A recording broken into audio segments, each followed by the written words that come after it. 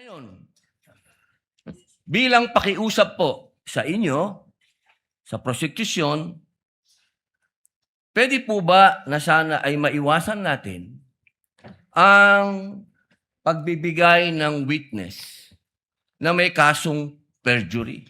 Hindi na po ito si Las Cañas. Ang sinasabi ko po ay yung dalawang mahal nating witness, si Attorney Jeremy Lotok at si NBI Agent Kalilong, na sa mga oras na ito ay may kasong hinaharap na perjury. Pwede po bang iwasan natin na may mga ganito tayong witness para ang nasasakdal po kasi dito ay ibinoto ng 32 million na tao.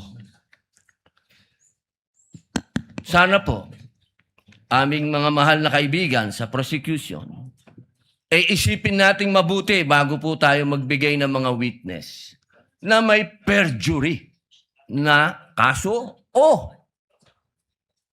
nagkaroon po kami ng dahilan na gumawa ng amenda na itong perjury ay amendahan. Pwede po ba yon? Your Honor, with all due respect, I would like to take exception to the question and manifestation of the Honorable Senator Judge Robin Padilla.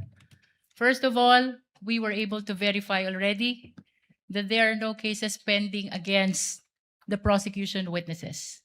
In addition, Your Honor, and only to respond to the concern of the Honorable Senator Judge Padilla, ang conviction po ay hindi ground for disqualification unless it is final and unless it is punishable by more than 1 year and that the crime constitutes moral turpitude.